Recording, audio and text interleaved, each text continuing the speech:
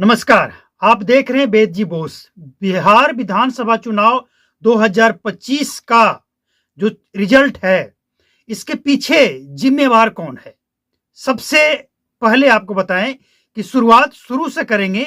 और जो election commission के वेबसाइट पे जो दिखा रहा है रिजल्ट, किसी को भी ये उम्मीद नहीं था।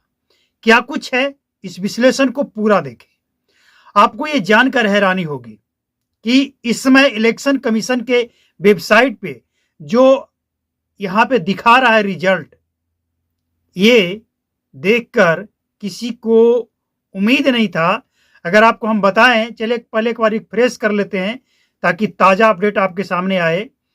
तो जेडीयू 81 सीट पे आगे चल रही है, बीजेपी 78 सीट, आरजेडी 35 और रामविलास पासवान यानी चिराग पासवान की पार्टी 22, आईएनसी 7, सीपीआई 4 और जीताराम मांझी की हिंदुस्तानी आवाम मोर्चा जो है वो 4 सीटों पे आगे है। यानी एनडीए बीजेपी के गठबंधन वाले जो लोग हैं उनका 182 लगभग, और जो महागठबंधन है वो 56 लगभग सीट पे आगे है। और अगर कुछ बदलाव हो भी जाए इसमें, हालांकि अभी कुछ भी हो सकता है, लेकिन बदलाव अगर हो भी जाए, फिर भी एनडीए को सरकार बनाने के लिए जितनी सीटें चाहिए उससे ज्यादा ही सीट रहने का 100% अनुमान है। अब बात करते हैं आखिर महागठबंधन की हालत क्यों हुई। सबसे पहले शुरू करते हैं शुरू से। महागठबंधन के तरफ से, कांग्रेस के तरफ से बिहार में लाया गया वोट का अधिकार यानी वोट चोरी का एक नारा लगा। 24 जिलों में घूमे, इसके बाद बचे जिलों में तेजस्वी यादव घूमे, जो कि महागठबंधन की तरफ से वोट चोरी का जो आरोप लगाया गया इलेक्शन कमीशन पे, पीएम मोदी के ऊपर और तमाम पार्टियों के ऊपर, यह मुद्दा बिहार में फेल दिखा और यह मुद्दा नहीं था। लोग ये समझ रहे थे। जब इलेक्शन शुरू हुआ तो कोई डेटा ही नहीं आया कि हमने इतने फर्जी वोटरों को जो नाम काटा गया था, इतना जोड़ा गया जिसको हमने सही कराया। महागठबंधन की तरफ से ऐसा कोई डेटा नहीं आया, तो बिहार की जनता ने इसे समझा कि ये बिल्कुल फर्जी और फेक काम ये लोग कर रहे थे। बिहार की जनता ने इसे खारिज कर दिया। इसके बाद खेसारी लाल यादव को कैंडिडेट बनाया गया।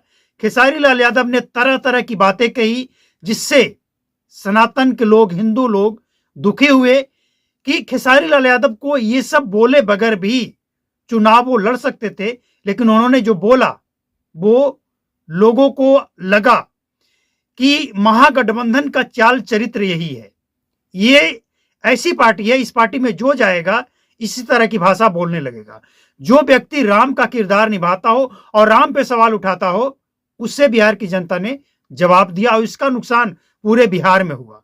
इसके बाद जो दो प्रवक्ता हैं आरजेडी के, कंचना यादव और एक ये कौन भारती है,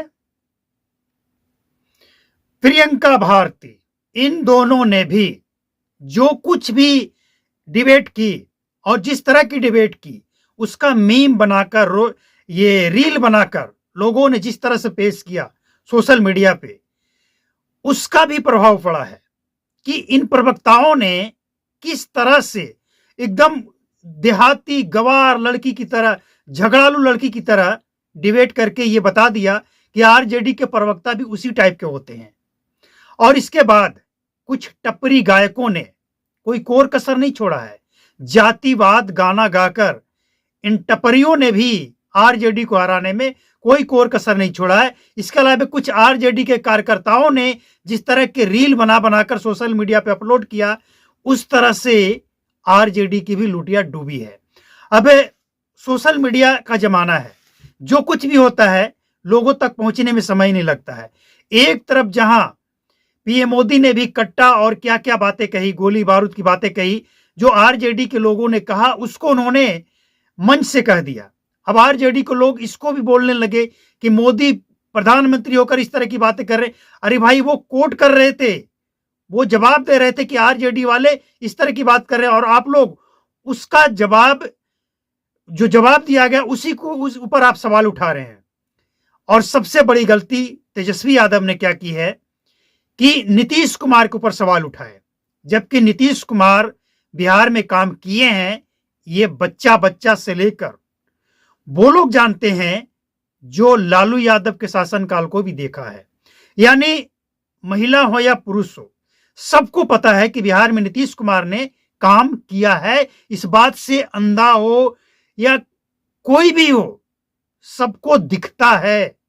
इस बात से कोई इनकार नहीं कर सकता है कि नीतीश कुमार ने काम बिहार में किया है। और तेजस्वी यादव ने सबसे ज्यादा अगर सवाल उठाया तो नीतीश कुमार के ऊपर। जनता ने देखा कि भाई नीतीश कुमार ने तो काम किया है, इसके मुकाबले बिहार में अभी तक कोई मुख्यमंत्री बना ही नहीं जो बिहार में काम करे। तो तेजस्वी यादव ने यह भी गलती की। सोशल मीडिया के माध्यम से जिस तरह से एनडीए ने अपना हर एक काम को, हर एक बात को लोगों तक पहुंचाने में सक्षम रहा और पॉजिटिव रहा, वहीं आरजेडी ने सोशल मीडिया का गलत उपयोग किया। सोशल मीडिया पे यह दिखाया गया कि तेजस्वी का सरकार बनेगा तो यादव रंगदार बनेगा, तेजस्वी ही रहेगा, यहां पे कोई भूमिहार, जातिवाद और ये क्या क्या जातों को लेकर कहा गया कि ये सब को हम समझते नहीं, वगैरह वगैरह। मतलब सोशल मीडिया के माध्यम से भी महागठबंधन की तरफ से गलत मैसेज दिया गया। तो ये वो तमाम बातें हैं जिसके कारण महागठबंधन की आज ये हालत हुई है। महागठबंधन के समर्थक इस बात को माने या ना माने, लेकिन जो सच्चाई है वो सबके सामने है। अब ये एक शब्द में कह सकते हैं कि नहीं, वोट की चोरी हुई है, ईवीएम हैक हुआ है। तो भाई, वोट की चोरी हुई है, ईवीएम हैक हुआ है, तो इसके लिए अभी ऑप्शन है। आपने बिहार में वोट अधिकार का यात्रा किया, उसका डेटा दे दो। आपके पास कितने फर्जी वोटर पकड़े गए, कितनों को आपने पकड़कर इलेक्शन कमीशन के सामने रखा, ये डेटा चाहिए। इसके अलावा इलेक्शन कमीशन जो कह रहा है कि आपको लगता है कि कहीं पे गड़बड़ हुई है, वहां पे आप एफिडेविट लेकर आइए और बताइए, हम उसको बिल्कुल पर्दाफाश करेंगे। इसके अलावा सुप्रीम कोर्ट ने भी कहा है कि जिस किसी को लगता है कि ईवीएम हैक हो सकता है, वो आकर यहां पे हैक करके बताए कैसे और कब हैक किया जा सकता है। क्योंकि इलेक्शन कमीशन के पास जो ईवीएम होता है वो कहां जाएगा उसे भी नहीं पता होता है कि कौन ईवीएम कहां भेजा जाएगा, किस सेंटर पे भेजा जाएगा और किस सेंटर पे किस उम्मीदवार का नाम कितने नंबर पर होगा। तो फिर संभव कैसे है ये? अगर किसी महागठबंधन के नेता या किसी इंजीनियर में दम है तो इस चैलेंज को स्वीकार करके और इलेक्शन कमीशन के पास जाए, सुप्रीम कोर्ट जाए और इसको डिकोड कर दें। सोशल मीडिया पे ये लोग जिस तरह से अपना भाषणबाजी किए हैं, ग्राउंड पे अगर ये कर लेते कुछ तो शायद आज ये हालत नहीं होती। लेकिन आज जो कुछ भी रिजल्ट सामने है, इसका जिम्मेवार महागठबंधन के बड़े बड़े लीडर और बड़े बड़े प्रवक्ता ही है, और दूसरा कोई नहीं है। दूसरा अगर कोई है तो वो है इनके कार्यकर्ता। इनके सपोर्ट में जो बात बोलना चाहिए वो सपोर्ट वाला बात इनके विरोध में बन गया, क्योंकि मैसेज उसका गलत निकला। आप समझिए, जातिवाद बिहार अब इन चीजों को नहीं मानता है। ये चुनाव देखकर ऐसा लग रहा था कि इस बार का चुनाव बिहार में बिहार की जनता किसे तय करेगी, किसको लाएगी, सबको लग रहा था। अब समझिए, आरजेडी के लिए तेजस्वी यादव ने क्या क्या नहीं कहा। मतलब बिहार की जनता को पहले लगा कि तेजस्वी यादव आएंगे तो अच्छा करेंगे, लेकिन इसके बाद ये इतना लंबा लंबा फेंकने लग गए, जनता को लगा कि यार ये क्या चल रहा है भाई। हर घर में सरकारी नौकरी, सरकारी नौकरी देने से कोई भी राज्य विकास नहीं कर सकता है। सरकारी नौकरी देने से सरकार के खजाने खाली होते हैं। सरकार और राज्य तरक्की तब करता है जब उस राज्य में उद्योग धंधे लगे, लोग आत्मनिर्भर बने और सरकार को रेवेन्यू मिले। सरकारी नौकरी देने से उस परिवार का भला हो जाएगा जिस परिवार में सरकारी सैलरी आएगा, लेकिन सरकार का और राज्य का भला नहीं होगा। आप कैसे दे देंगे हर घर में नौकरी? इन तमाम बातों ने तेजस्वी यादव को फेंकू बताकर बिहार की जनता ने रिजल्ट सबके सामने ला दिया। बाकी और भी बहुत कुछ है अगले अपडेट में। नमस्कार, जय हिंद। चैनल को सब्सक्राइब करके बेल आइकन को प्रेस करके और नोटिफिकेशन को ऑल पर सेट कर लें।